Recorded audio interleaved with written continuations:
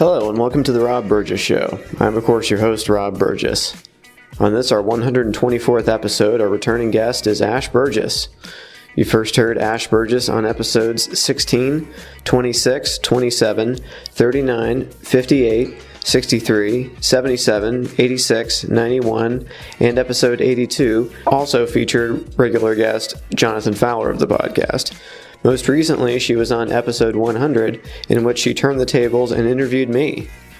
Ash Burgess has a dusty degree in religious studies and an appetite for both high and low culture.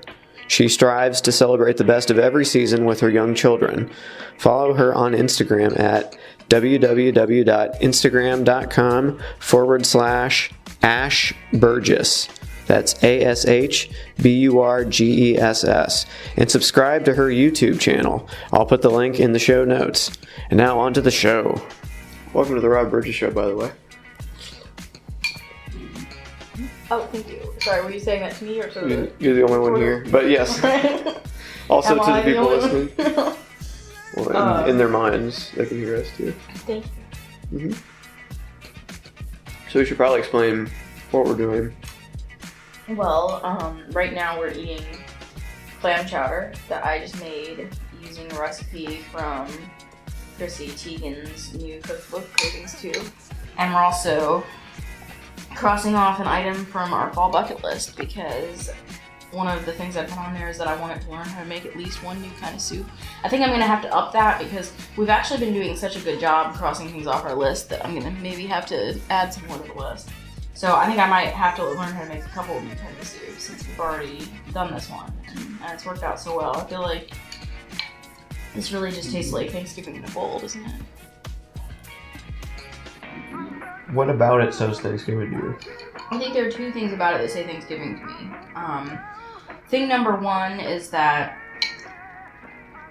when I was cooking it, I basically used ingredients that I use other times of year, but not usually together. But I usually would use ingredients together in that way around Thanksgiving time. Like I had to make a roux, and I don't usually make a roux when I'm cooking.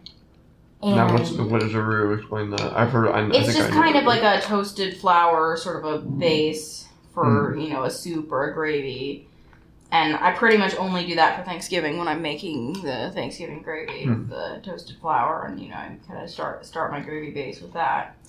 So that was very Thanksgiving-ish, and I think just the combination of the carrots and the celery and the onions and the potatoes, that all says Thanksgiving to me, kind of cooking them. And I think also the decadent use of there was a lot of butter in here. There's also some bacon fat and some heavy cream.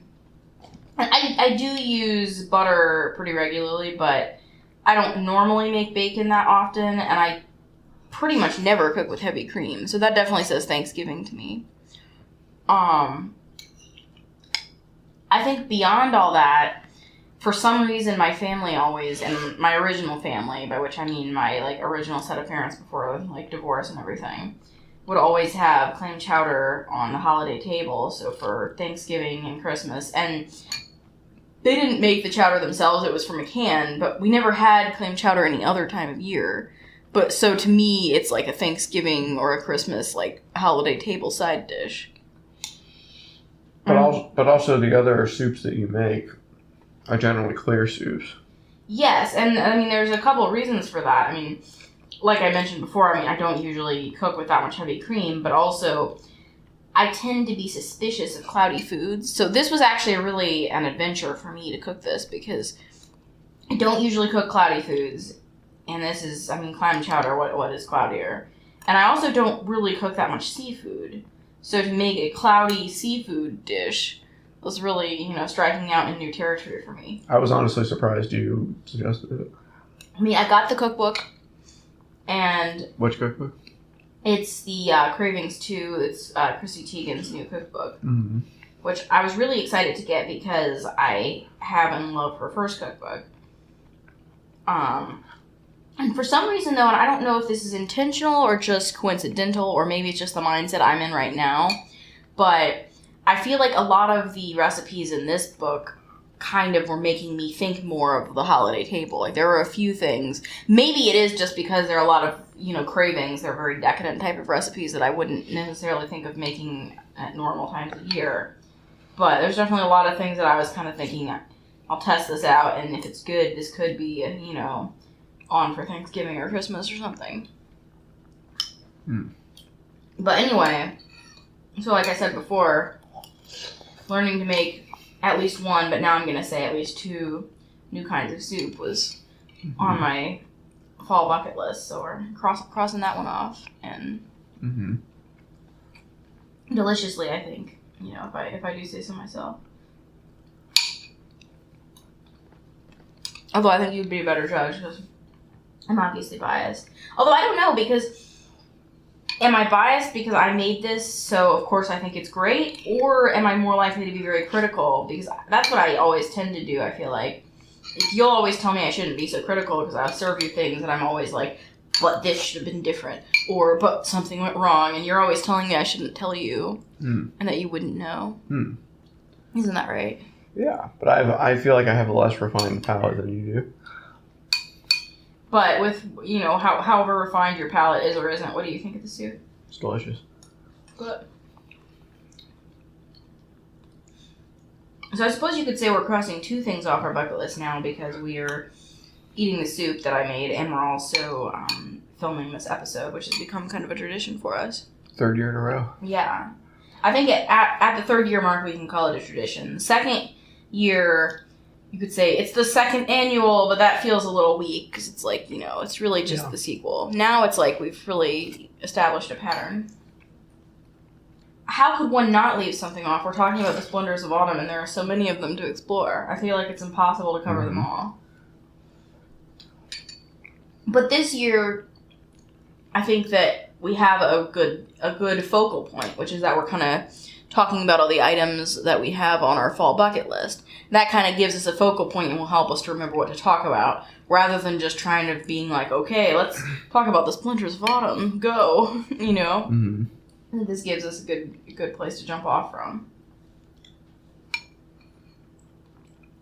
Now, I would also like to point out that since the time when we first started doing these episodes, I think I finally won you over to loving fall. Like, you used to think that summer was better? Well, definitely not this summer. Summer was very hot. It was very... Yeah, it was something. But, no, I like the idea of summer. Just it's so hot. But after being scorched by the summer, fall is the time when you can finally really enjoy being outside again. That's true. I was always downplaying it because I was always not looking forward to winter, but every season has its own charms, so. True, and, maybe once we're done experiencing the splendors of autumn, we can really focus on seeing if we can rehabilitate our view of the winter.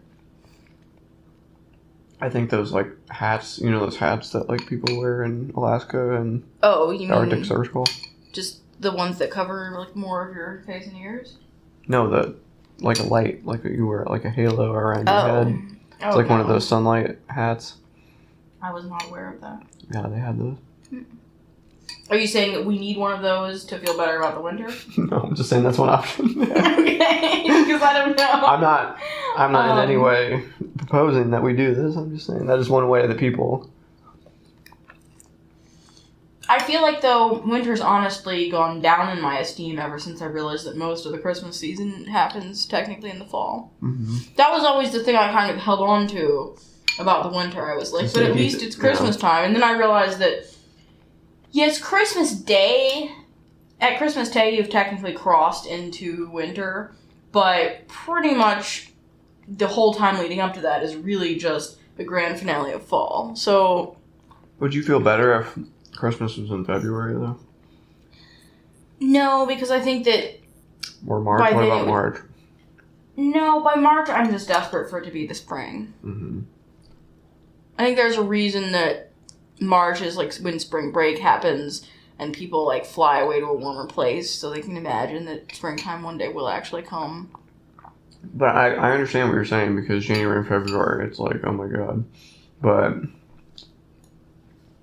Are you saying that we could spend the whole winter being excited for Christmas, and then Christmas could be the finale of wintertime? Or if you were like, oh, people can't wait that long, make Christmas into something else, and then move Christmas to February, the big holiday. I'm confused about how we're gonna just move Christmas. I just feel like there's a big holiday dearth in the beginning of the year.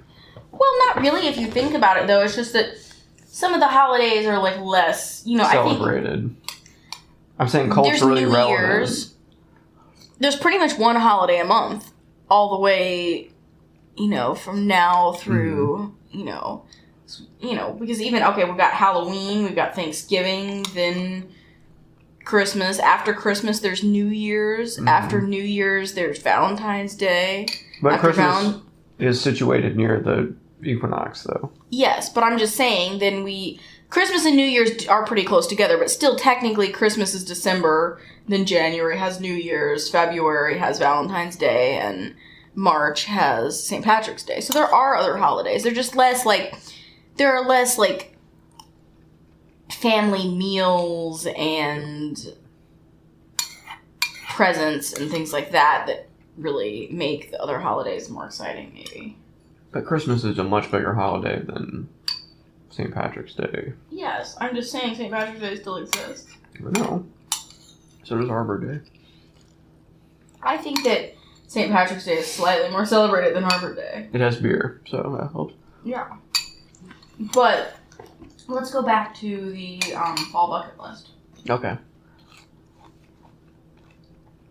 By the way, is there any more soup? There is, but I'm not going to get up right now. Okay. I'm still eating mine. Okay.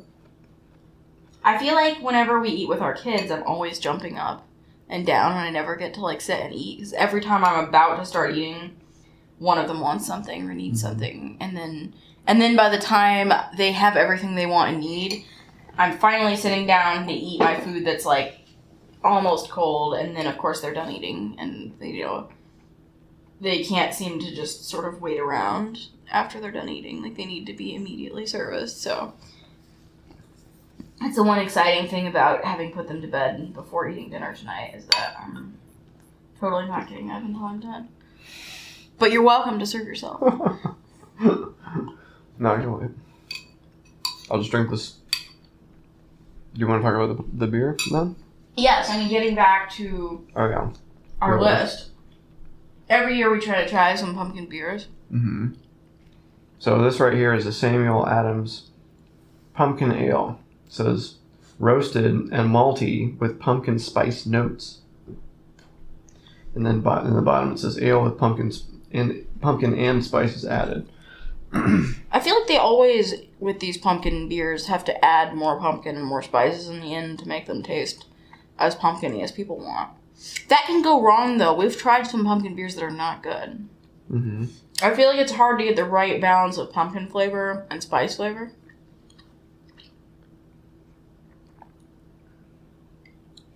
It's pretty pumpkin-y. Mm-hmm. I actually really like this. Mm-hmm. I'm kind of surprised because I don't really like Samuel Adams normally.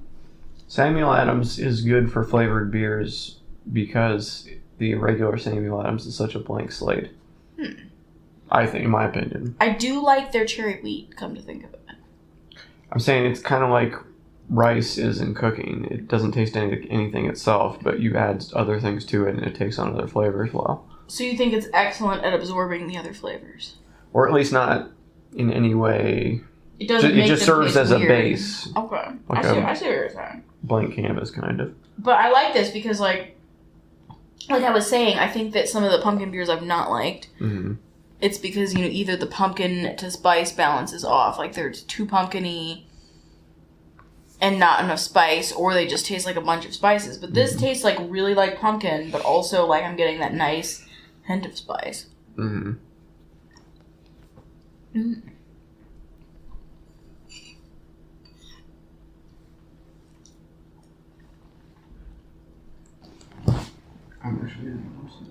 You should. If you want it to taste the way it tasted when I got it for you, you should put some of the parsley, and then a little black pepper, a little paprika, and just Another thing I have on the list is to make pumpkin cheesecake. And I've already done that because I couldn't even wait for it to officially be fall. I think I did that at the beginning of September. It was good, though. I had been waiting all year to make it, ever since I made it last year for the first time, and realized that it's amazing. I've been just, like, counting down the days until I could, legitimately have an excuse to make it. I think I might actually even like it better than pumpkin pie. Well, I think because I've had a lot of trouble finding a good pumpkin pie. I feel like the last couple years, like, I've never been able to really make the pumpkin pie and have it come out the way I wanted it to. And I used to think grocery store pumpkin pies were good, and in the last couple years, we've had several that were just not quite right to me. Like, they were, like, too soft or too spongy or too eggy or something in the filling, and that really disturbed me. Mm-hmm. I think the pumpkin cheesecake is really where it's at.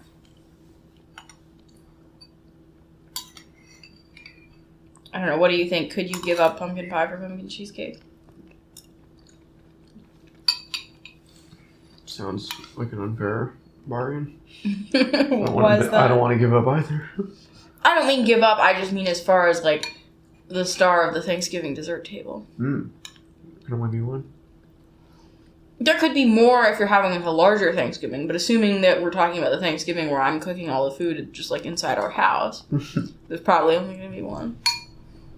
I see. Well.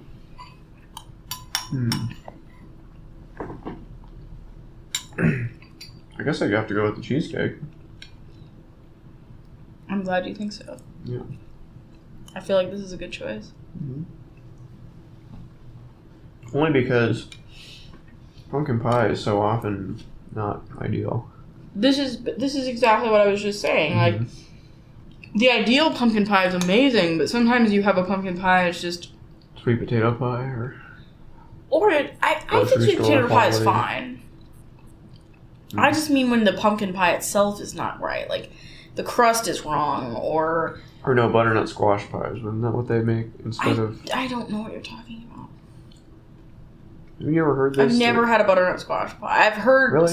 I have heard it claimed that canned pumpkin is sometimes just canned butternut squash. That's what I was getting. But I don't think that matters as long as it tastes the way you want it to taste. Doesn't you really care what kind of squash it was? I mean, no, I pumpkins don't are care. I squashes just think that right? sometimes that happens.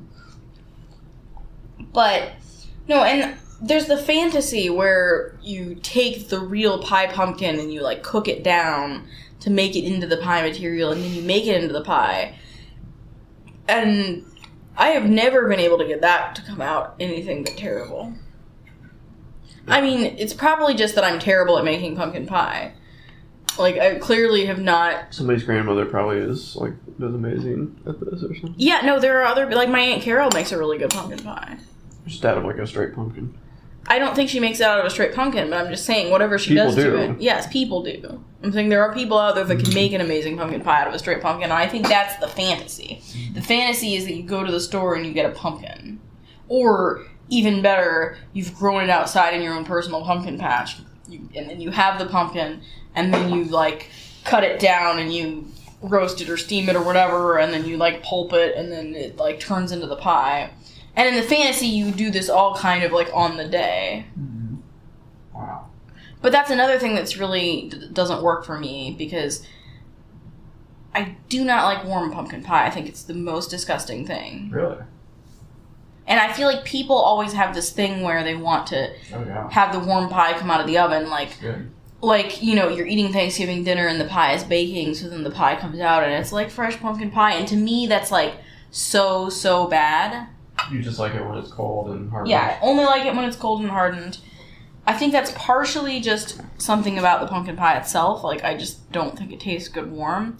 And partially just pie in general. Like, I would like a warm apple pie, but I would love a cold apple pie. Mm-hmm. Like, I can't think of a pie that I would rather have warm than cold. Like when you go to a diner, and not that we go to diners very often, but I think that theoretically there's something that would happen where you go to a diner and get, like, a piece of pie, and then they're like, do you want that heated up? To me, it's like, why would you even ask but that's that? Different. No, I don't want to heat it up. No, that's different than it coming out of the oven, though. Reheating is a different... To me, it doesn't matter. Just the idea that it will be heated. I don't want it to be heated. I would like it to be chilled. But I'm just saying to somebody who and will continue eating it when it first comes out of the oven, I'm saying that it's like markedly different from reheating it. Especially in like a diner situation where they're probably just putting it in a microwave. But I don't want it heated in any situation. I understand what you're saying. But I'm saying me who doesn't have that rule. You would like it to be fresh from the oven, but you would not like it to be reheated. Precisely. But you also would not like a scoop of ice cream on it, and I think that they're... Not necessarily. Not necessarily? I could have on the side because one scoop. My impression, though, is that it's not an on the side situation. My impression is that people want it to be heated so then the ice cream will be melting on top of it. No. Which is like a total nightmare to me. Yeah, that doesn't sound good to me. But I think that sounds good to like a typical person. Really? Yes, like I think we're both weird for not wanting to do that. But you know why I don't want that. Just because you don't like ice cream? Why would I put it like on pumpkin pie then? But I'm saying, like, I like ice cream and I like pumpkin pie separately. I would never want the ice cream to be melting onto the pie. Too much of a good thing. I think the melting ice cream in my mind is more like an apple pie, too. Like, I think it's supposed to be melting into the apple pie. What, the ice cream? Yes. Like, you have the warm apple pie and then you scoop the ice cream on top and it's, like, melting. And that's disgusting to me, but I don't like things that are melting in general. No. I just think things should be stable. I don't even like ice cream when it's by itself, so I don't get why people would do that. So, but going back to our list, then there's a lot of food-related stuff on here. I feel like fall is a very like eating season. Yes. Because I also have pumpkin waffles. I would like to make them. Yeah, we were just talking about that off air. Well, it's hard to get the right consistency when you add pumpkin to a recipe. Mm-hmm. It's hard to get it so that, you want it to taste pumpkin-y, but you can't add so much pumpkin to the batter that, like, it's weirdly moist inside and doesn't set up right or something. Mm-hmm. But I would like to figure out how to make pumpkin waffles. So I've been getting that, those protein pancake and waffle mix. Yeah. Yeah, I've been getting that. It's like, I think it's like Kodiak or something, or Kodak, whatever, Kodiak. My plan is just to make that and replace part of the water or milk that you're supposed to add with some pumpkin and then some pumpkin spice and cook it and hope that it all turns out amazingly. Do you think that will replace in the recipe that liquid? I think that if I replaced the liquid entirely with pumpkin, it wouldn't cook right. Mm. Because the pumpkin material is going to be like holding on to moisture in a different way than just the milk would be. But I think if I just replace part of the milk with pumpkin, I'm hoping... What would you say the consistency of the canned pumpkin is? I mean, it's, if you're not familiar with canned pumpkin, it's just like, it's a pureed pumpkin. It's thick. I'm not worried about the thickness. I'm more worried about the retained moisture content and how it's going to affect how the recipe turns out. Mm. We're just going to have to do this and see what happens. But have you ever done anything else like this with, like, I don't know, like muffins or something? I've made pumpkin muffins, but I was using a pumpkin bread recipe.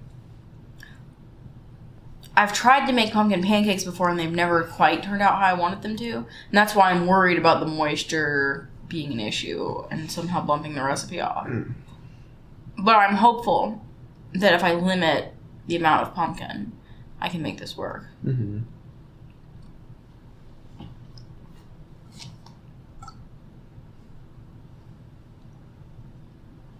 Of course, I have cooking Thanksgiving dinner on the list.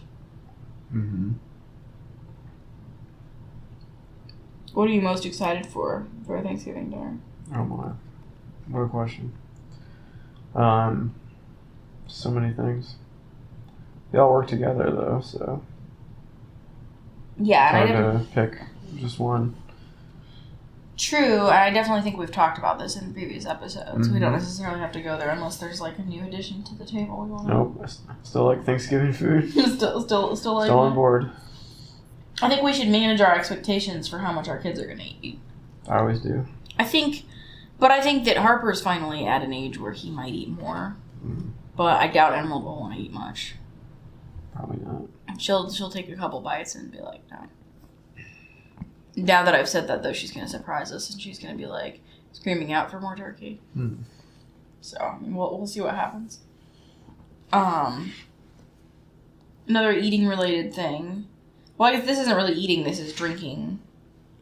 I have on the list that I'd like to learn how to mix a type of cocktail that I haven't known how to make before.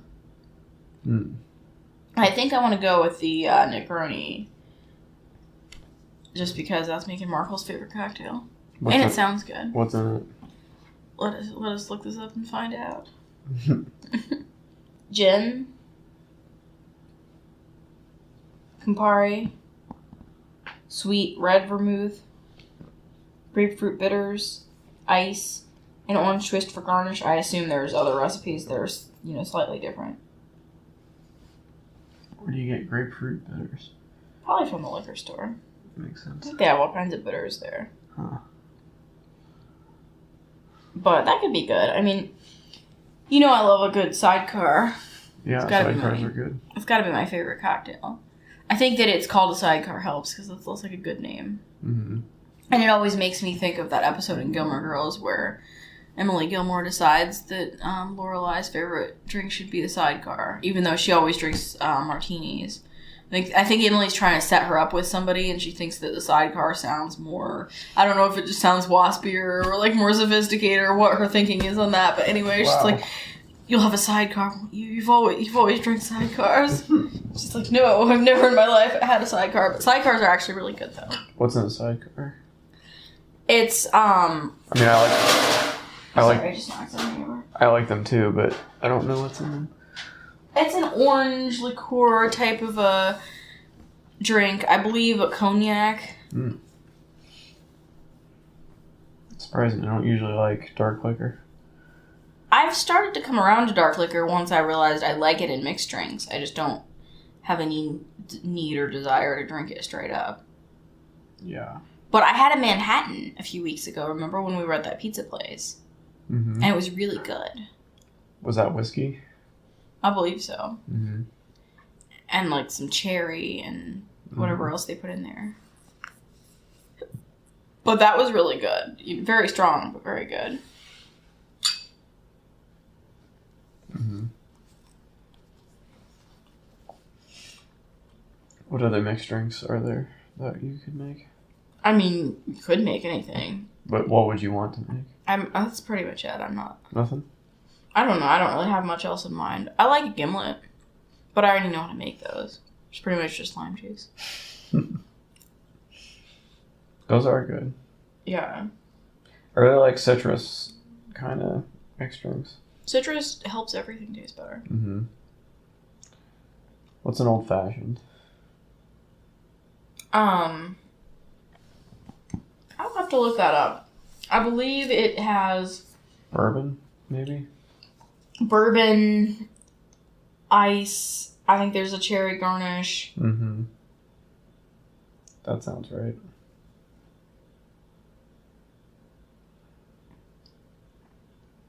I read a book once where people drank old fashions constantly.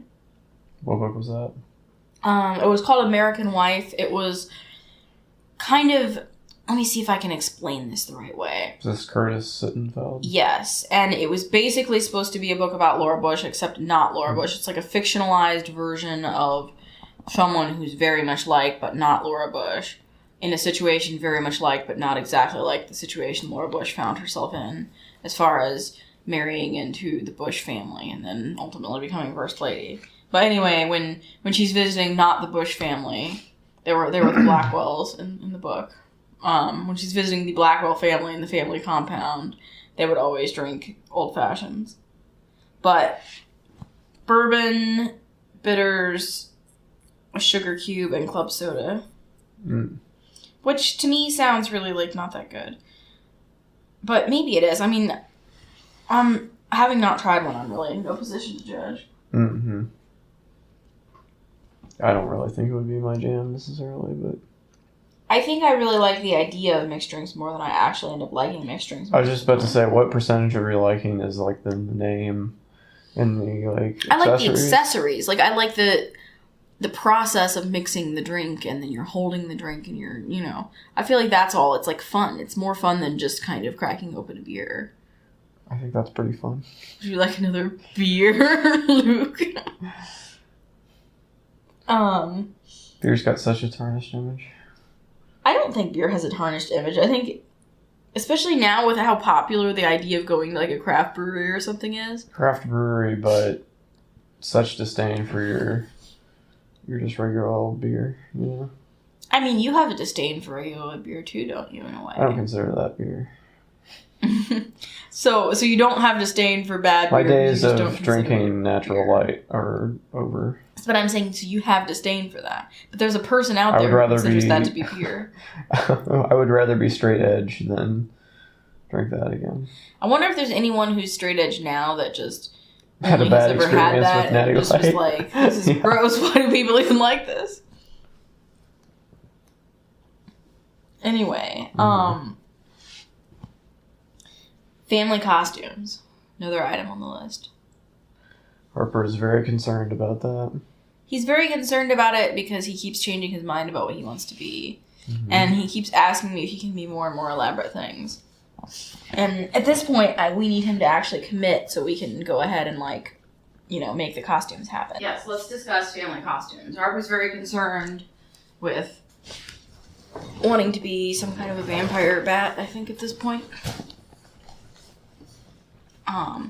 But I feel like it's one of those things where the power's gone to his head. I mean, it's kind of like when we were planning his birthday and he kept saying that he wanted a different kind of cake than what we'd originally planned. Like, we were making him a Mickey and the Roadster Racers cake, but then he started saying he wanted it to be a Piston Pietro cake, and it's like... Nobody is making I cannot make a Piston Pietro cake. This is like, there's nothing on Pinterest that's going to tell me how to make that happen for you. That's like the thing where you call the Disney factory and they're like, I think we might have one in the back. Yeah, I don't know. But I think it's like that. Like, he's drunk with power, so he keeps, like, thinking of more and more elaborate costumes that he'd like to have going on. But I want to do something really cute with Emerald this year because I kind of regretted that I got talked into the superheroes last year. Even though she made a great Superman. She was a wonderful Superman. She was a wonderful Superman, and she has perfect Superman hair. But I was going to say, her hair was, like, born for the role. It was, and she was super cute in her little caped outfit. But I still want to do something, like, a little cuter, you know. Believe me, we've got plenty more time to be cute with Emerald. I don't know, though, because, you know, a couple years down the road, she's going to start wanting to be, like... You know, she'll want to be, like, a character from My Little Pony or something like that. And it's like, no. Where is it that you think that she will have seen My Little Pony? I think she'll just have seen it somehow. Somehow? Kind of like how Harper is obsessed with Paw Patrol, even though he's never seen it. I think he watched it once, like, when he was, like, 2 years old with, like, his cousin. But he still, like, talks about it and, like, wants to own all the Paw Patrol branded items that we see at the store. Yes, it was a very special branding experience. but you know, I don't really like branded items that much. But superheroes, by definition, are branded items. Yeah, but that's maybe why I'm not as into them. Like, I like... There's a whole Twitter account I follow called Bat Labels, and it's just the labels from Batman's 1966 TV series that is on everything, like fire extinguisher, bat phone. It's just like screenshots of all those. I'm not that into branded things. Like, I feel like if I was ever, like, you know, a famous athlete and I'm being paid to wear the shoes or the shirt or something, then sure. But other than that, it's like, why do I need to have this logo here? So you think that you need to be paid for your participation in logo wearing? I feel like that's the most legitimate reason to wear a logo. Is if they are paying you something. Yeah. And beyond that, though, I just think a lot of children's character, like, clothing and stuff just looks bad. What if we were sponsored by a superhero company? That would be exciting. Because, I mean, obviously I wouldn't accept a sponsorship that I didn't really like. Mm-hmm. I'm not going to wear, like, sponsored clothes if I think they're hideous. I'm only going to wear them if I genuinely think they look amazing. Mm-hmm. So, of course, I would want to be sponsored by something like that, because then I would, like, feel excited about that. I mean, yeah, that would be a win. But I'm talking about just, like, we're not going to be sponsored by Paw Patrol. You know what I mean? And it's like, I don't need to, like, spend my money buying, like, t-shirts and stuff with Paw Patrol on them. Mm-hmm. The one place where I would say I would diverge from that is with underwear. Yeah, no, it's definitely a thing. I mean, there's some characters that it's like, one might be devastating. Whatever happens to Grover is what happens to Grover is all I'm saying. Exactly. But later, not Cookie Monster. Yeah, nobody wants Cookie Monster to go down. Yeah, no, that's a good point. Going back to dressing our family up in costume, next on the list is obviously going trick-or-treating. Yeah, I'm very excited about that. Emerald was not old enough last time. It was really cold, and she was really tiny, and I think I had to stay home with her, and that was so sad. And Captain had a terrible experience, so... But this time, we're all going to go, and yes. I feel like we can anticipate good times ahead. And you're going to bring a baton for anyone that jumps out? Well, yeah, because, I mean, last time... Yeah. Tell what happened last time. Went up to someone's house. This was in the same neighborhood where we went previously and had a good time, but... We went to this one house, and I wish I could remember which one, so I wouldn't go there again, but there was this, what we thought was like a stuffed person figure sitting on the, porch swing with a bowl of candy in their lap, and there was a sign like, take one, but as soon as you got up to it, it like started, screaming and shaking around because it was really just a guy in... It's kind of creepy if you think about it because he has a bowl on his lap. But anyway.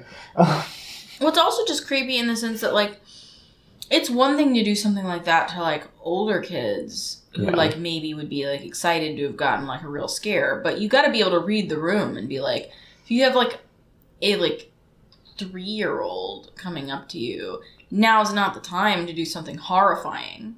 Yeah, and he was terrified by it and... for the rest of the night, asked if there was going to be any more scary guys and intermittently bursting out in tears. So we went home not long after that. So it's probably good that I wasn't there with you. Yeah. I might have, like, really, like, I mean, of course, I can say, I would have done something that, what I mean? But obviously, I probably wouldn't have. I probably would have just been, like, super unhappy about the situation. But maybe not, though, because, I mean, every once in a while, I really, like, say something, like, pretty cutting to someone. Like, I don't know, like... Those are mostly people that don't put their dogs on leashes when they should, but they deserve it. I mean, I think people deserve to be called out once in a while. Especially if you have your own dog and children, it's like... Yeah, I feel like this is a constant problem for us where someone's, like, walking their dog not on a leash, and then the dog is, like, not listening to them, and they're like, I'm sorry, they're off the leash, come back, Mitzi, or whatever, and it's but they'll get mad at the dog, though, like, the dog and they'll be, like, scolding the dog, and I feel like it's all for show, too, like, I feel like they're scolding the dog to show us that they're attempting to get the dog under control, and it's like, maybe you should just... have your dog on a leash since it obviously doesn't have the manners to deal with, like, another person or another, like, group of people with a dog going by. Yeah, it's, like, totally not the dog's fault you've put it in this situation. Mm-hmm. Exactly. And then the dog runs into the road and gets lost, and then they're like, please help, my dog has gotten away. And it's like, did your dog get away? Or did you basically just, like... is it really getting away if you take your dog somewhere and then, it just kind of, like, due to circumstances isn't with you anymore when you should have just not done that? Yeah. Yeah. But anyway, so... Trick-or-treating. Trick-or-treating.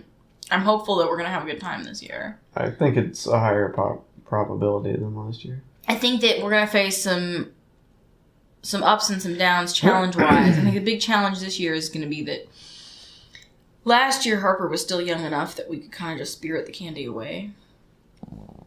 Like, I think he ate some candy, the night of, and then basically after that, it was pretty much over for him. He's old enough now that he's gonna, like, know how much candy's in his bucket, and he's gonna be, like, suspicious if there's, like, significantly less when he wakes up the next day. But we just need to teach him to grab a few choice items that we would like, and then he can have all the rest of the candy.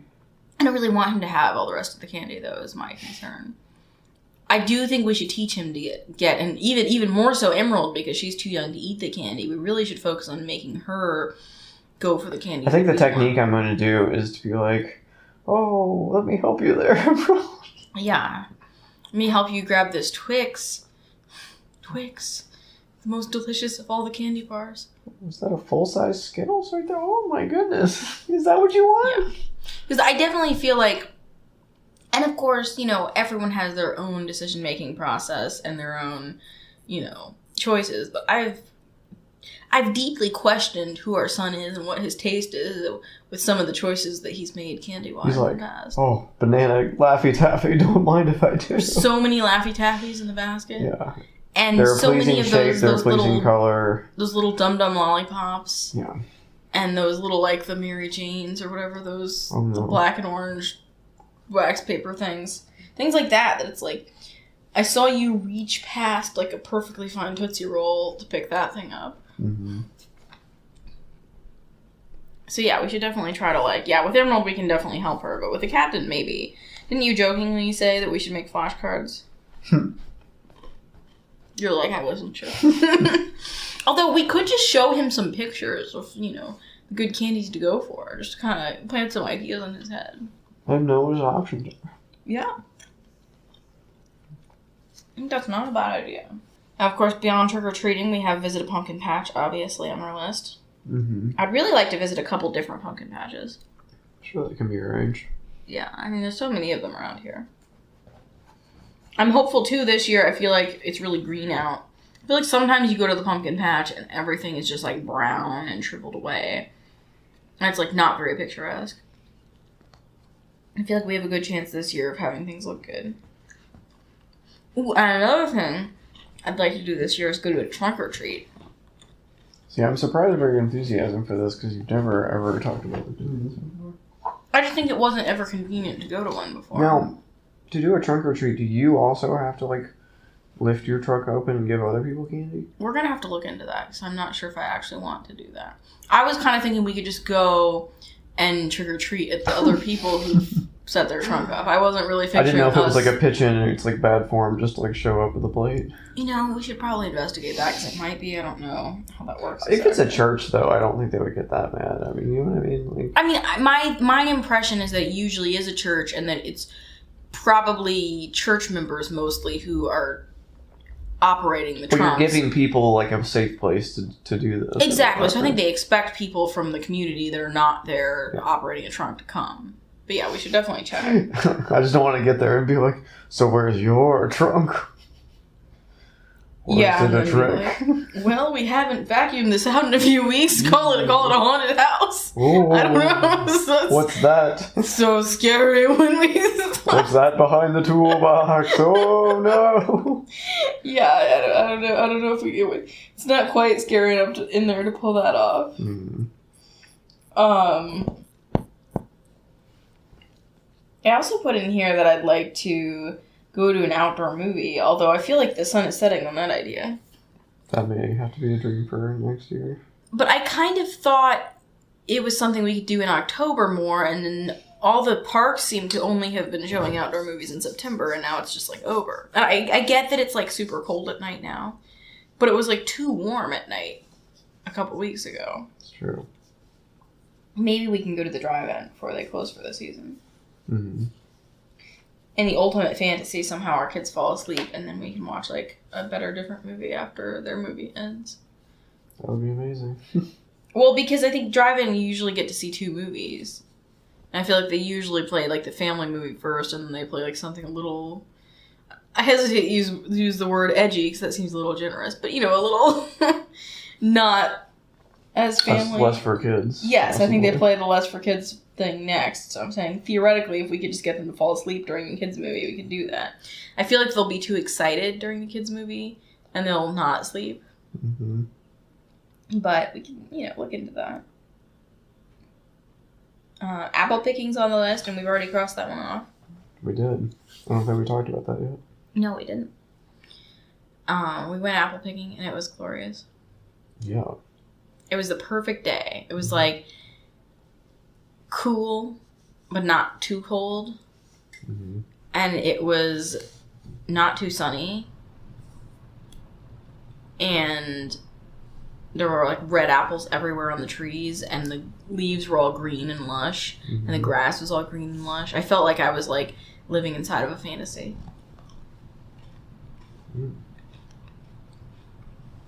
Of course, we had to kind of slow Harper down because he was picking the apples too fast, and we wanted to make it last for a while. We've been there before, but like, really the only viable option if you're going to be there more than 5 minutes is that you have to get the giant bag. Like, you just have to get the biggest bag they offer for $20. Well, because to explain how it works, you get a bag and you pay per bag size. So you can get like a $6 bag, but it's only going to fit, like 4 apples. Or you can get the $20 bag is maybe equivalent to a grocery sack.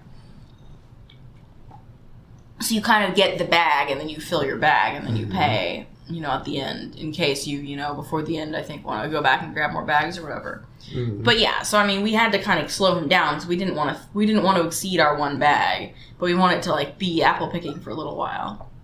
Yes, but he got to pull the wagon, which he did for a long time. True, but also, I mean, much like what we were saying about him lacking discernment when it comes to kinds of candy, I feel like he somehow lacked discernment somewhat when it came to apples. Like, he chose to pick some apples that were kind of, a little past their time. And then on the other side of the spectrum, Emerald picked 1 apple, and then she clutched it very protectively and shrieked when we suggest she put it in the bag and just kind of held it for the rest of the afternoon. Remember when I jokingly said I was going to take it? She cried. She thought you'd turned on her. She really was hurt by that. She was like, how could you? I picked this apple. Yeah. She felt very protective of it very quickly. And she was just very proud of herself. She'd never picked a piece of fruit before. Right off the tree. Yeah. It was a big moment for her. She was into it, definitely. It occurs to me, we've gone apple picking a couple times, but we've never gone berry picking, have we? I guess not. Is that a thing people do in the agritourism? Yeah, people go, like, strawberry picking, I think. I know some people do, but it's their job. You mean, like, migrant workers? Yes. And they have to live in huts. I mean, my family used to grow strawberries and we would pick those, but we've never gone to, like, an agritourism strawberry picking experience. I'm saying neither have I. I feel like it's Even just... when I was a kid, we'd go to Apple Acres and, apple cider and all the whole deal. Apples. Well, this is just another piece of evidence in the whole fall is better than summer thing. Strawberry picking is in the summer. It's too hot. Like, I think the strawberries are ripe when it's, like, 95 degrees outside and the sun is, like, beating down upon you. But that's why they grow so well in California. Yes. But that's why, like, I want to pay someone else to pick them for me. Yes. It doesn't sound fun to me to, like, go out and harvest them. I think it's really a thing where people, Some people, though, also pick apples. Yes, there are migrant workers that pick apples, too. I mean, it's not just all family fun when it's apple picking season. I'm just saying, though, that as far as, like, family fun of harvesting fruit, I think fall is a better season to do that because you're enjoying the nice fall weather. I'm saying you as a family could go to work and pick apples and think that it's not the greatest, but you could, like, pay for the same privilege as a family and be like, look at us, take my picture. Yeah. But, like, but we can leave also, I guess, is the difference. Yes, I think being able to leave after like an hour really makes the day more exciting. I think if we made our kids stay from like sun up to sundown, picking the apples as fast as they could possibly go, I think the charm would really wear thin pretty quickly. Absolutely.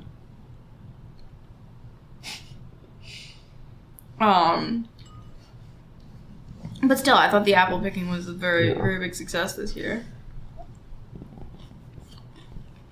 It's more a summer thing, but we went to a sunflower thing, also at the same place we picked apples. What? But there was another thing we didn't end up going to that was closer, but it was much more expensive. Well, the thing we went to was what? It was like $5 a person or something. Yeah, and you got one like free sunflower to clip, and... But the other thing, what was that going to end up costing us? $45. Like, each or per person? Total. So $45. No, 60, sorry, because there was no below this age is free. Okay, so we'd have to So pay it's for $15 a everything. person for everyone, including Emerald. And we didn't go to that one, but I do sort of imagine that maybe that one was better. Because to be fair, the $5 one we went to, like... It was pretty picked over. There were some angles where it was, like, nice looking, and we managed to get a couple pictures that looked good, but, like, it definitely didn't feel like that fantasy feeling where you walk into a field of sunflowers and you're just blown away by, like, just, like... How can there even be this many flowers, and they're everywhere, and they just stretch on forever? Like, that's what the feeling you want, isn't it? And I definitely didn't have that feeling when we went. It was very hot, and there were a lot of sunflowers, but it was pretty picked over. And, you know... Maybe they see how the sunflower season goes before they decide on a price.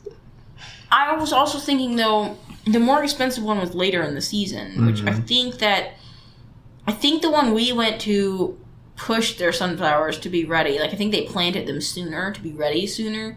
Because I think the sunflowers are just a side business for them to make slightly more money while they're waiting for... I think they mostly do their business with the apples. Because their apple orchard is, like, the best. And they have, like, a pretty good pumpkin patch later in the year, too. So I think they just kind of added the sunflowers on to just generate a little additional income, like, leading into the season. Mm-hmm. Whereas the place that we didn't go to, their sunflowers were later. So I'm imagining maybe that helped them to be better, though. Because maybe they planted them more at the right time. Mm-hmm. Or, I mean, they could have been just as picked over. I don't know. We didn't go, so. Mm-hmm. I've seen some amazing pictures on Pinterest, though. Like, pictures in a sunflower field that look like, you know what I'm talking about. It's just like, my goodness. Yeah. That's what you want, but I think if we paid that much to go, I would want it to be that ideal situation. Not just kind of like, oh, cool. I mean, of course. Yeah. But anyway, I hadn't been to a sunflower-specific experience before. No, it seemed to me like sort of a new addition to the ever-growing list of, like, the experiences you're supposed to have. Because you're supposed to go pumpkin picking. If you got you're supposed to go an agritourism business, you got to think... How am I going to make money all year round, you know? Oh, sure. That's what I'm saying. That's why these places are always like on. Christmas trees and pumpkins and sunflowers and, you know. I think the play place that your children want to go to that rips you off is another issue. I feel like all of these places, it's like, it's not that expensive to go to pick the fruit or the pumpkin or whatever, but then it's like, you have to pay more to go to the play place, and the play place is situated in a way so that, like, there's no way you can shuffle your kid past the play place without them, like, seeing it and wanting to go. Literally at the end of every row is a direct eye line to... Like the bounce house. And like, the swings and so on and so forth. And it's not like a terrible playground. It's okay. But it's not worth but I would not, like, in any $5 a person or whatever to go in there. Think of paying any amount of money to let my kid go on a playground. Plenty of playgrounds out there. But I think that, like, it's like an airport. They know you're trapped. They know they've got you. They know the kids are going to see it and be like, let's play. They know you're going to, like, think, well, we already drove all the way out here and we're having this family fun day. How can I really say no? Plus, they always call it, like, a harvest festival or something like that. So you feel not just like, hey, strangely, I've just paid to play on this playground. You feel like, oh, I'm just spending money at the harvest festival. That feels, like, totally legitimate, right? Yes. It's like when we were at, actually, I think it might have been Disney World, where they were like, hey, you guys want some flaming hot chips? And then, like, 100 feet later, it was like a giant, like, Coke stand. Like, it was, like, so obvious in retrospect, like, what was going on. Like, let's give the people the hottest chips imaginable. It's funny that you mentioned the flaming hot chips, though, because in the night recently, I read a thing about those, about how they've actually, like, people are railing against them, because apparently they're, like, too hot or something, and, like, they, like, burn a hole in, like, the child's, like, stomach lining, or I don't know. There's some stupid rapper that went to the hospital for eating too many flaming hot. Exactly, no, it's like a real thing. Like, they're, like, hurting people. Yeah, it's too much. They've had to, like, take them away from, like, the vending machines in the schools or something. Oh my god. I know, right? But anyway, So yeah, apple picking was good, and next up, of course, will be pumpkin picking. And then I think after pumpkin picking, other than picking a Christmas tree, I think we're done picking things for the year, right? Yeah. That's the extent of our picking, I guess. Yeah, I think it is. I have on here that we should go on an autumn picnic, though. But going back to picking, though, it's not like... Is it an agritourism thing yet to, like, shuck corn? I don't think they've figured out how to sell people on Yeah. Because it's like, I know it isn't that what they always, like, the manual labor thing in Indiana? That's why people sit on their porch and they... I think that... detassel. I think that corn like, is pretty tall, though. Yeah. So, and I think you might need, like, a knife. You know what I mean? I think there's a degree of difficulty that makes corn harvesting not, like, ideal as a family activity. Well, that's another thing we didn't even talk about, corn maze. That's another thing that every place That's has. something that we should add to our list. The problem is Are our kids ready for that, though?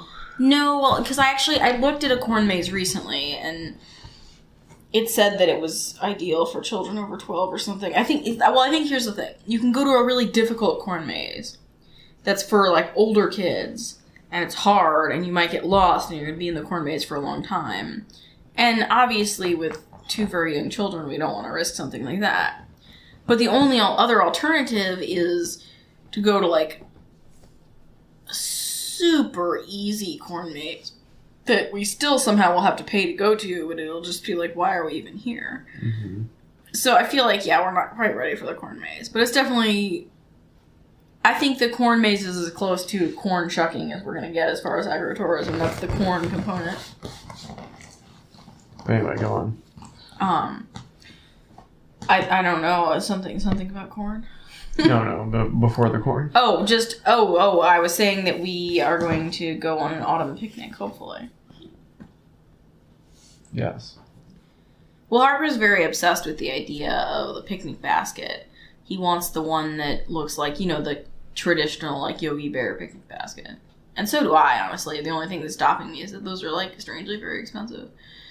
But, I think it was that little golden book about Mickey's Picnic or whatever that did it. It was. He was totally into that. And that's the cutest book. I love that book. I think I had that book when I was a little kid, too. It's from the 50s. Yeah, I definitely had that book. Anyway, autumn picnic. It's definitely something we should look into doing. We obviously need a buffalo plaid picnic blanket. Mm-hmm. People are very into buffalo plaid. Have you noticed this? Is that new? Yes. I mean, I think it's like a trend. Like, obviously buffalo plaid has always been, around. I mean, it's never gone out of style, really, has it? It's never gone out of style, but I feel like it's, like, a thing. Like, people love it, like, harder than ever now. It's kind of like, for example...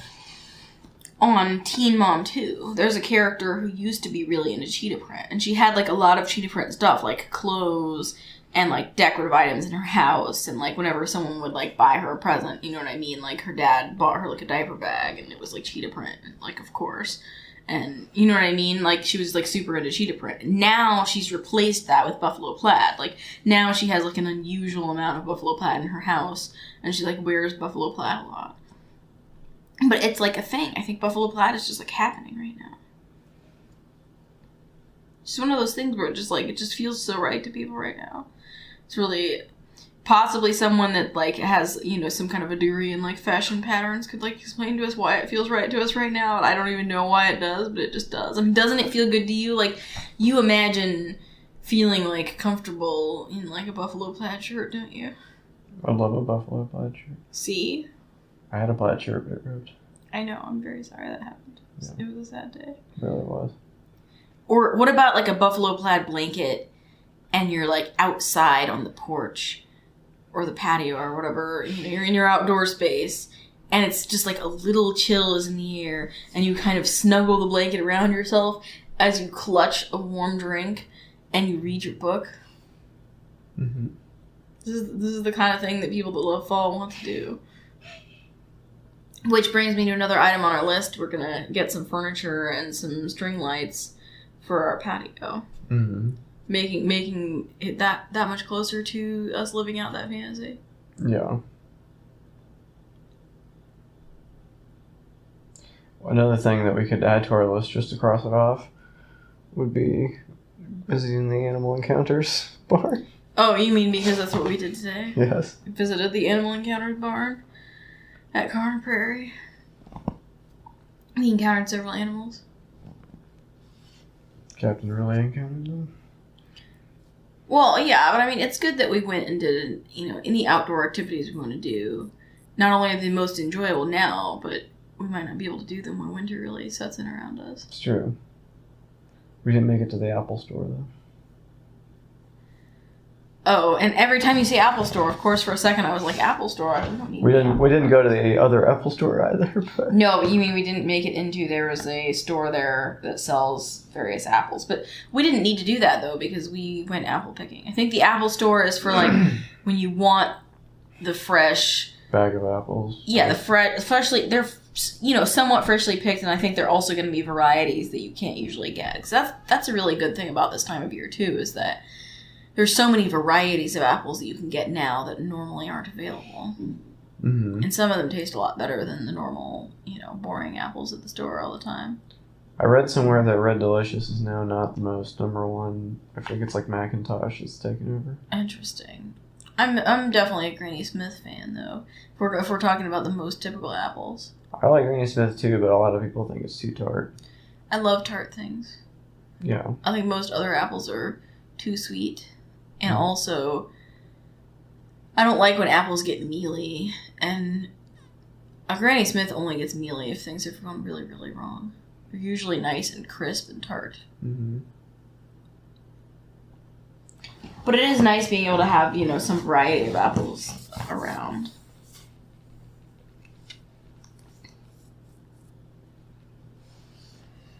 I've got Halloween pajamas on the list. Because obviously, I love matching our kids' pajamas, and I got them both 2 sets of Halloween jams for the year. Yeah. Which, of course, I talked about in the clothing haul that I filmed for my YouTube channel recently. Yeah, we need to talk about that. Yeah, I suppose we do. So as you already know, obviously, since you're the one who encouraged me to do it, I've started my own YouTube channel. Mm-hmm. Tell us about what we'll see if we watch your YouTube channel. It's a variety of content, mostly. At this point, mostly I have a few vlogs, which are basically just kind of like a diary or just kind of showing, like, our family life. So I've shown a few things like our kids' birthdays and just a few days out. I think I actually do have one where I showed when we went to Conner Prairie, which is the place we were just talking about. I have a video from another time that we went there. So I have some stuff like that. And then I also have videos about shopping. Mostly I show clothes that I've gotten for our kids or clothes that I've looked at and thought about getting for our kids. And I also show some stuff that I've looked at in Target, like the Target dollar spot with all the Halloween decorations. So I do have a lot of great fall content because I've got, like I said, I have a video about what the Target dollar spot is offering for fall decorations because that's a huge thing. People like to go. I was just about to say, those are your highest viewed videos so far. Yeah. And then the one I just put up is a clothing haul, which is like a pretty typical kind of video that a lot of people do where they just show clothes they bought. Mine is just kids clothes that we bought for the fall. Mm-hmm. So it's kind of the same content that I would have if I had a blog, but instead of blogging lately, I've been making videos. Mm-hmm. And I'm excited to start making more content too. I was like kind of figure out how to use my equipment and figure out, what kind of content I like making the most. Like I want to do routine videos where you kind of show different parts of your day, like what your routine is. Because those are some of the videos that I feel like I get the most value from. Because it's like, for me, like one of the things that's drawn me to YouTube is like I watch videos to get ideas about, how other moms do things, how other moms are living, and how to like, structure your day. And so I want to make videos like that for other people too. See, I think that's interesting because I'm always suggesting things, and you're always saying that, like, people want to see, like, you're like, you can never just start filming in the middle of the day, your day. You have to start from beginning to end, right? Well, I think what you mean, I don't think you have to show your whole day, but I think what you mean is that, people want to see the entire process of getting from point A to point B. Well, what I was getting at is I think you often want to suggest, like, if we go somewhere fun, you think I could just film, you know, like if we go to the zoo, you're imagining I would just film us being at the zoo and that would be the video. That's not totally what people want to see. I mean, people do want to see someone having fun at the zoo, for example, but they want to see the process of, like, maybe, you know, what you had to do to get your family ready to go to the zoo a little bit, or maybe, you know, how you picked out the clothes that you're going to wear, or maybe what you packed in the bag that you're taking with you, you know, like the snacks, the sunscreen, whatever you have for your kids. People want the details like that, because it's not just the entertainment of watching someone else's family have fun. But I don't watch these things on my own. But I do. And I'm saying, like, I don't watch I don't watch videos, like, I don't watch other people's vlogs just to see another family having fun.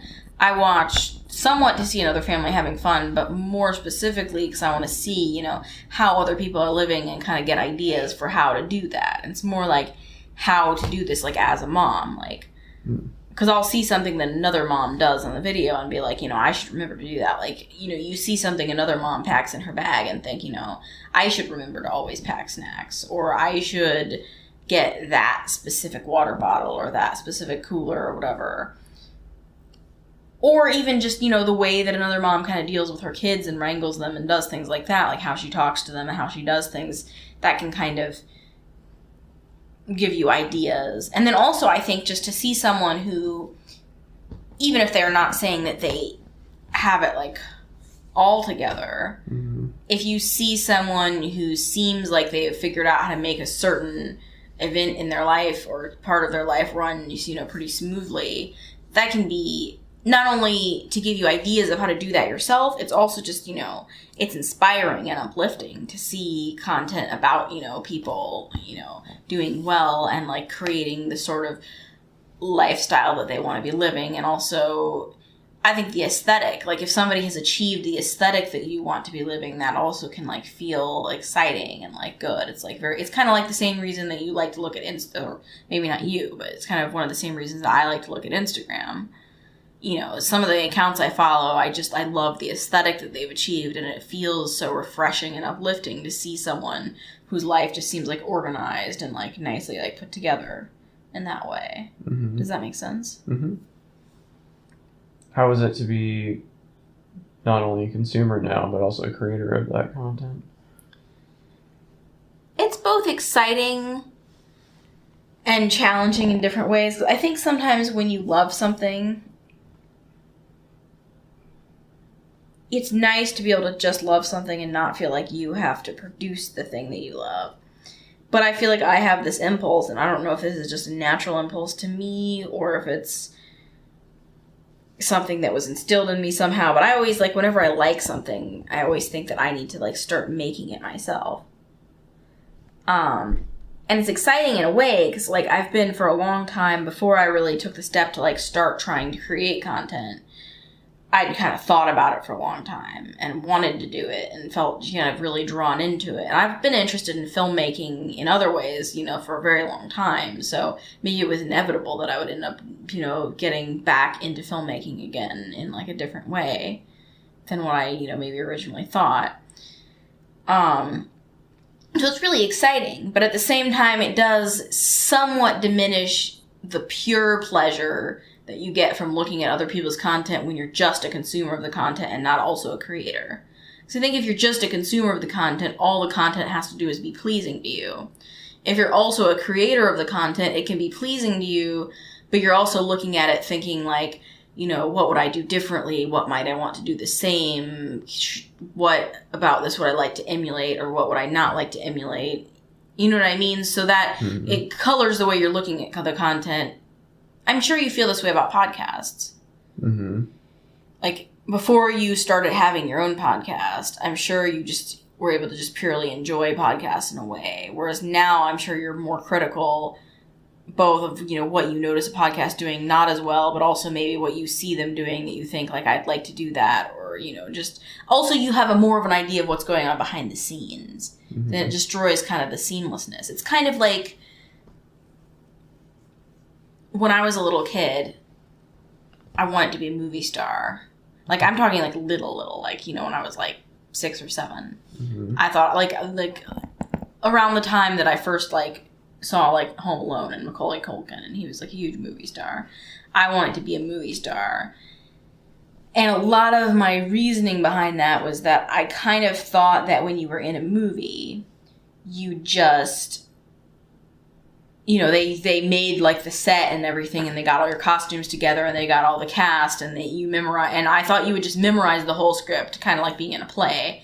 And then you would just sort of live on set for however the duration of the movie and just sort of live the movie until the conclusion, from beginning to end straight through.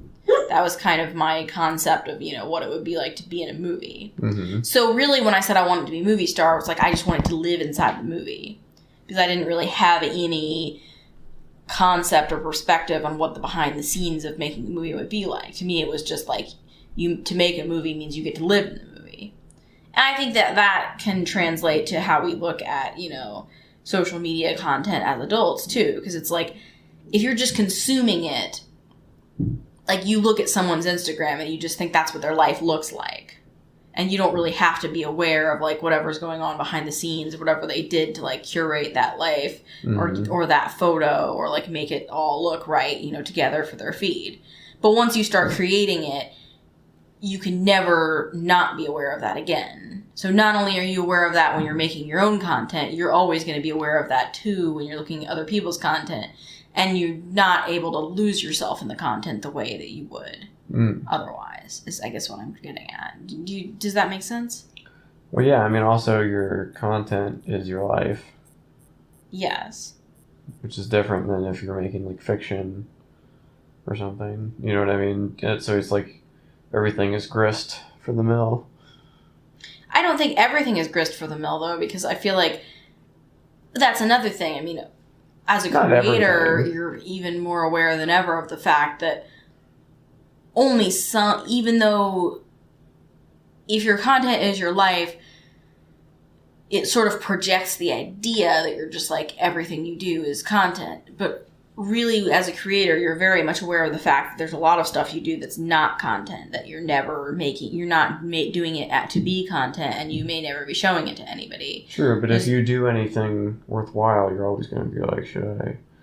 Of course. I mean, that's true, because there have been times when I've thought, like, I don't want to try to, like, do this to, like, make a video or, like, an Instagram or something. But then if it turns out well, you know what I mean? Like, if I'm doing a project with the kids and then it's, like, turning out well, of course I start thinking, like, maybe I should Instagram this. Mm-hmm. Even if originally it was just something I was doing with them for fun.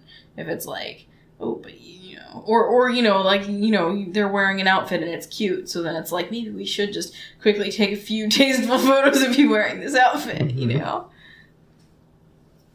Exactly. So yeah, I mean, that's definitely a thing.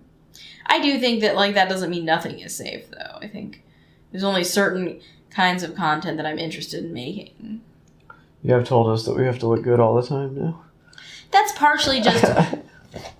Well, but that goes back to one of the reasons that I started making videos or, doing any sort of social media content, is that part of what I feel inspired by when I look at other people's content is that, like, it's like these people have tried harder to, like, put themselves together and make things look good. And it's like, of course, like everybody else, but especially I think this is the trap that, like, a stay-at-home mom can fall into, where, some days it's like you don't, you're just in your pajamas all day and, like, things are just kind of disheveled. And so it's inspiring when you watch a video of somebody that's, totally, like, got up that morning and showered and dressed and did their makeup and, got their kids ready and everybody's, like, looking cute and having fun. So to me, it's not just that I'm saying we need to look good all the time so that I can film us. I'm saying that, like, I want us to look good all the time anyway. So part of the reason I want to make content is to give myself more motivation to make us look good all the time, because that's what I really want, regardless of whether I was making the content about it or not. That's a good motivation. Especially because since I have rules that I've made for myself about how I portray people in photographs in general. Like, I don't believe in taking pictures of people when they don't look good. So that means that sometimes, or if I take the pictures, I don't believe in sharing them. Everyone should be portrayed flatteringly. Mm-hmm. Like, if I take a picture of you, if I don't think you look good in the picture, you can trust that I'm not going to, like, put it on Facebook. I understand that. But I think that should inspire confidence in a way, because I take a lot of pictures, but you should never feel nervous for me to photograph you, because you should know that if you don't look good, no one will ever see the picture. And I'm saying, like, I feel like if you didn't know that about me, maybe you would feel nervous when I take a picture, because you'd be like, oh, do I look bad? And then are people going to, like, see this? And I'd rather they didn't. But I feel like hopefully you don't have to worry about that, because you know that I won't post a picture unless I think you look good. I understand. And I mean, I have the same standard for our kids. Like, I have plenty of, like, unflattering photos of them that, like, will never be going anywhere. But I won't put a picture of them on Instagram or on, like, Facebook or something unless they look good. Mm-hmm. But also you don't want to put anyone else's kids on... I just think it's in poor taste to put anyone else's kids on social media. Well, what about if it's like a crowd situation? That makes filming in crowds very difficult. Mm-hmm. But I generally try to avoid showing other people. I try to avoid showing other people at all, but I specifically avoid showing children. Like, I never, like, take pictures of, like, if our kids are playing with other kids, I'm not going to, like, take a picture and post that on Instagram. I think YouTube even asks you about that now. Are these your own kids? Yeah. Yeah, because they want... There's, like, a box you have to check now. Yeah, no, I know. They just want to discourage you from putting other people's kids on the internet. I feel like people... A noble cause, if I've ever heard I feel like people still do it, though, because everyone has their own standards. So I feel like it is generally frowned upon to just post videos of other people's kids unless you know that they're okay with it. But even people that I think would probably be okay with it, I just feel like I'd rather not go there. Sure. But I think your videos are good. Thank you. I'm excited. I mean, since I love fall so much, I feel like my fall content is, like, off to a good start, and hopefully it's just going to get better and better. So hopefully people will want to check that out and, you know, subscribe to my channel. It's just Ash Burgess, which is nice. It's not like I have, like, some weird channel name or anything. Wow. Yeah. Surprised you got it. I think that, like, I signed up for a lot of various social media platforms. I mean, because my Instagram is also just Ash Burgess, which I'm really happy about that. But I was a really early adopter of Instagram, and it paid off in that I get to use my own name. I'm never the first Rob Burgess. I think if you just struck sooner, you could be. Maybe the problem is one of us was the head of a giant software company. Oh, no. But, I mean, like, when we first got on Facebook, surely there weren't too many other Rob Burgesses on there. There's at least one. So I didn't get Rob Burgess. That's too bad. That's okay. Yeah. I mean, you're not even the first Rob Burgess. No, wait. Maybe I did get Rob Burgess on Facebook. Well, I've got a business profile and a personal profile. I'm thinking maybe my personal one is Rob Burgess. Maybe it is. I don't know. Or, yeah. I don't know. I don't know. I don't know if they even, like, still... I feel like it was a big deal when it was, like, choose your whatever domain name or whatever. And now they might have even just, like, taken those away. I don't even know what's ever has happened with that. But going back to the videos and also going back to the the fall bucket list. Another item on our bucket list, and which I'm hoping to make a video about, is Halloween books. So every season I like to get books for our kids, you know, seasonal books, and so, you know, fall and Halloween. And I'm hoping to do a video for my YouTube channel where I talk about, like, you know, the best fall and Halloween books for kids. Mm-hmm. It's something where I haven't really seen any videos like that, but I've seen tons of blog posts. But I think I could totally make it a video. So I want to do that, and then at a different time in my life, I used to always try to read a Halloween book, too, myself. And now I don't think I have time to commit to that this year. But I used to like to read, you know, like something scary, like, you know, I'd reread Frankenstein or Dracula or Rebecca or something like that. You know, probably get that on the Kindle. Yeah, but I just... No, I get it. I have time to read, you know, at night when I'm, like, up feeding Emerald. I do have some time to read. But I still feel like my reading for pleasure time is at such a premium that anymore I can't really bring myself to reread anything. Mm-hmm. That's one thing about, like, kids' books that I miss, you know, with being a kid. Even beyond, like, storybooks, I feel like I would reread novels so many times. Mm-hmm. And now as an adult, you know, if something was, like, my favorite book, I might reread it. But generally, it's like I just don't even feel like I have the time that I can ever justify to myself rereading something instead of reading something new in, like, the sliver of time that I have for personal reading. Mm-hmm. Also, another reason that I don't know if I can read anything for my, you know, Halloween reading this year is that as far as scary things go, I get more scared reading than I do watching movies. Mm-hmm.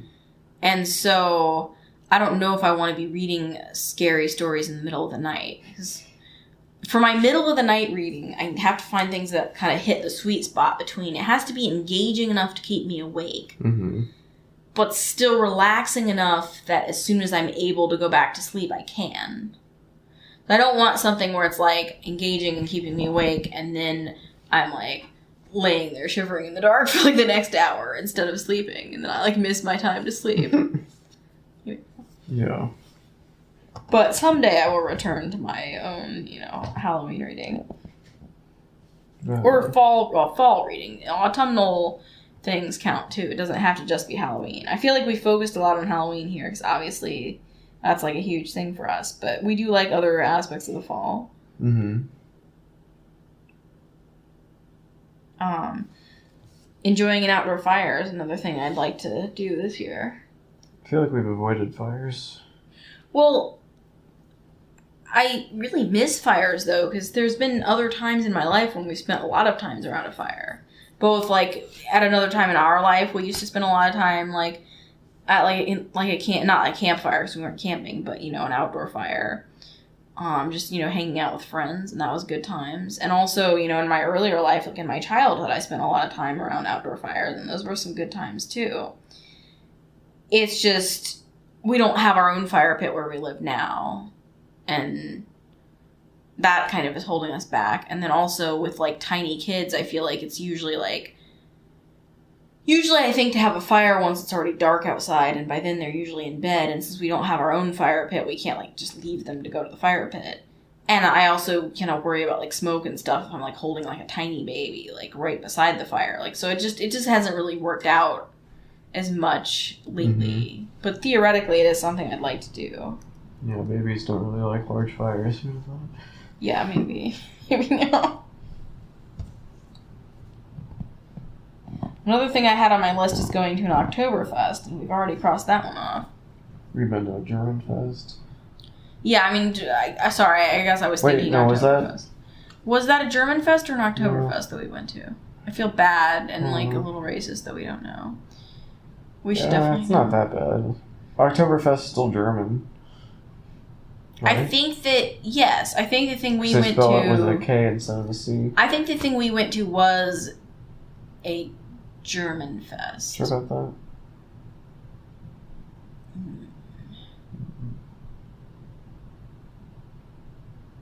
Well, because we went to several festivals. Oktoberfest. Okay, well, I think what's tripping you up is that we went to an Irish fest and a Greek fest. And so then I thought German fest, but really it was an Oktoberfest. You're right, it was an Oktoberfest because we talked about the fact that it was happening in September, and we were like, why isn't this happening in October? Yeah, but it was funny because there was another one in a nearby city that was also happening on the same night, and neither was October.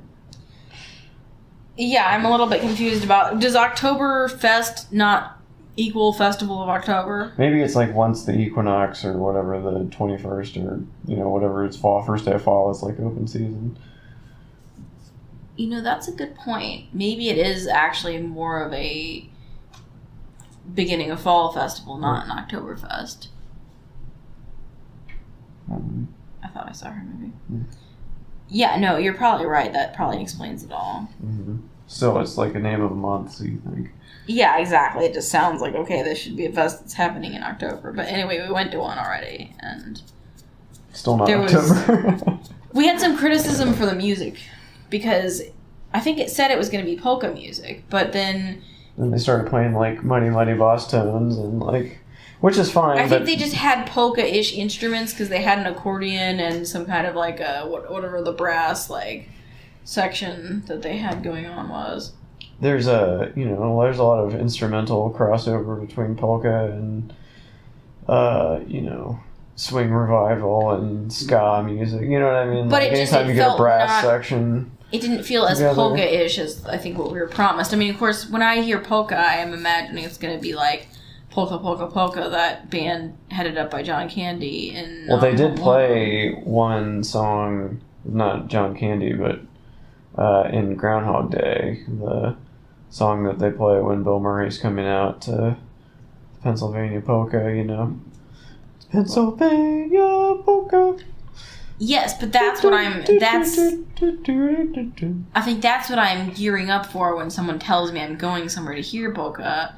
So then, even though I actually love Mighty Mighty Boss Tones, if suddenly they're just kind of playing a Mighty Mighty Boss Tones cover, I feel like I'm not getting the full polka experience that I've been promised. Yeah. And I mean, you know how much I love Mighty Mighty Boss Tones, mostly because I love Clueless. Yes. But then they're playing Livin' La Vida Loca, and it's like, okay. Yeah, and it's like, how far are we from polka at this point? Tap the brakes.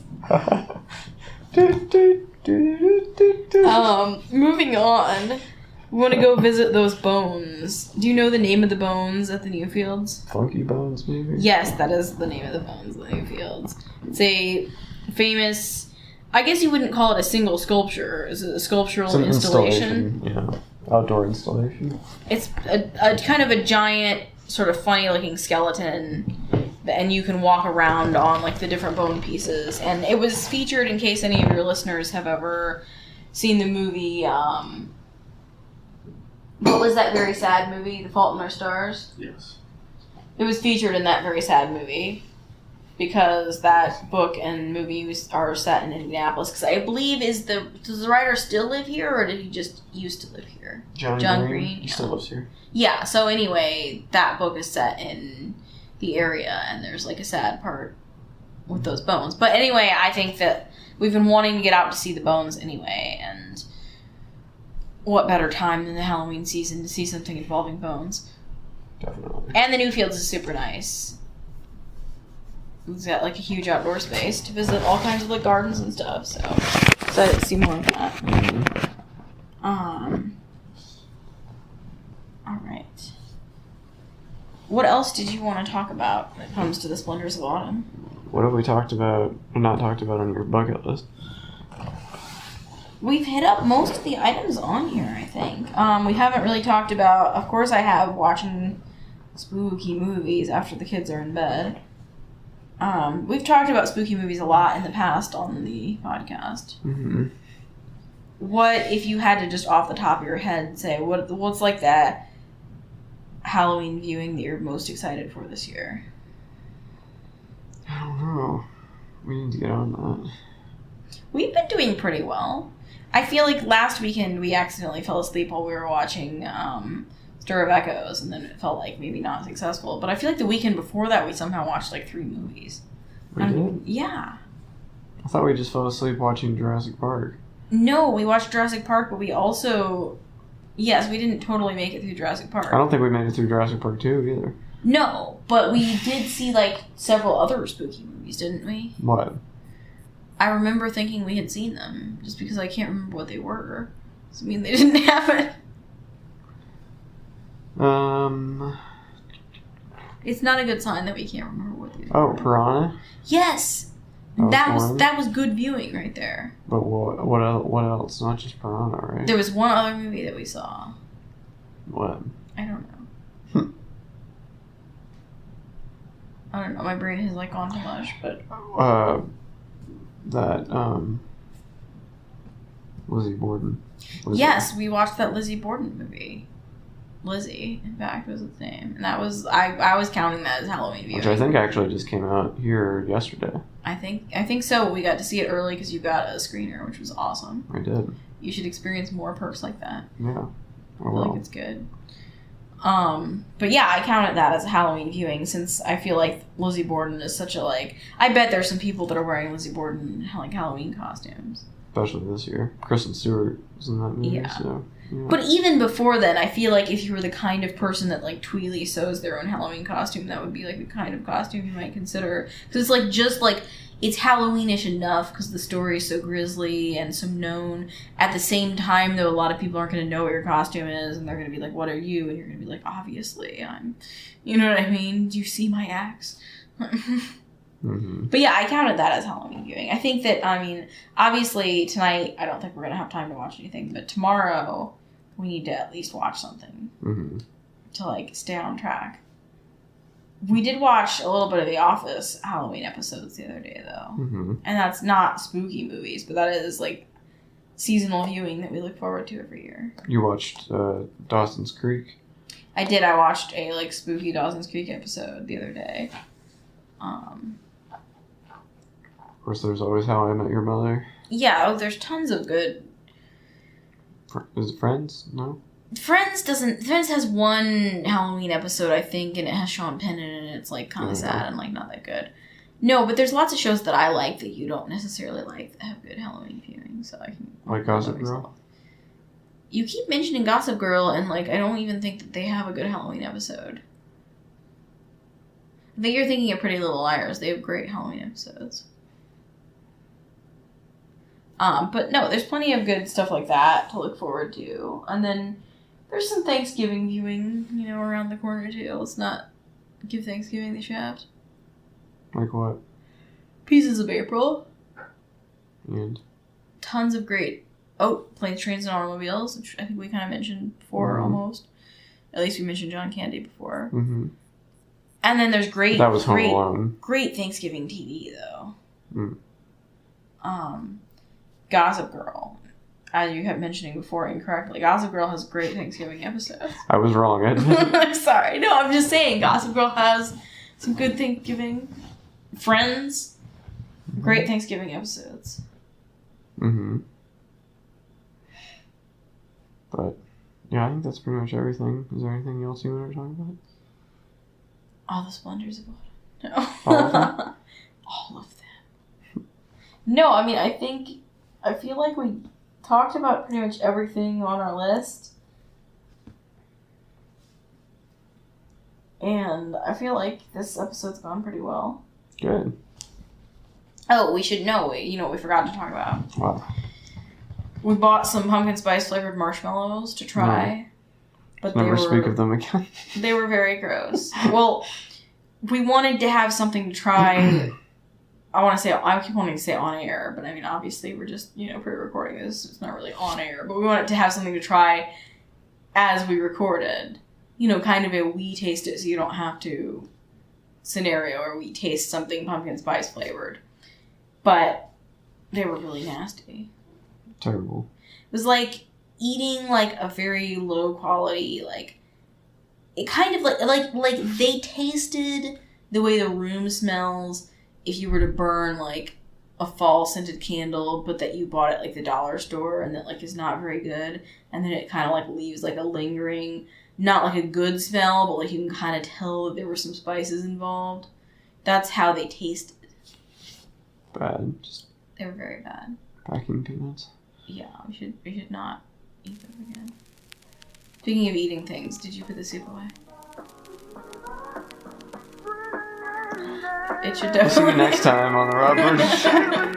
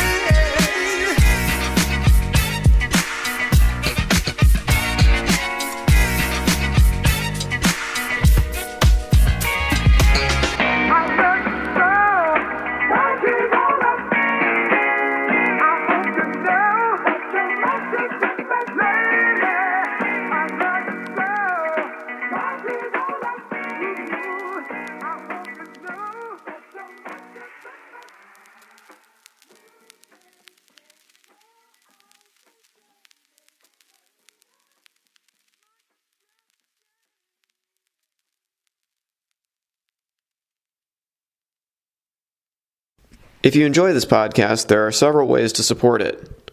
Join the Rob Burgess Show mailing list. Go to tinyletter.com/The Rob Burgess Show and type in your email address. Then respond to the automatic message. I have a Patreon account which can be found at patreon.com/Rob Burgess Show Patreon. I hope you'll consider supporting in any amount. Also, please make sure to comment, follow, like, subscribe, share, rate, and review everywhere the podcast is available, including iTunes, YouTube, SoundCloud, Stitcher, Google Play Music, Facebook, Twitter, Internet Archive, TuneIn, and RSS. The official website for the podcast is www.therobburgessshow.com. You can find out more about me by visiting my website, www.thisburgess.com. And if you have something to say, record a voice memo on your smartphone and send it to therobburgessshow@gmail.com. Include voice memo in the subject line of the email. Until next time.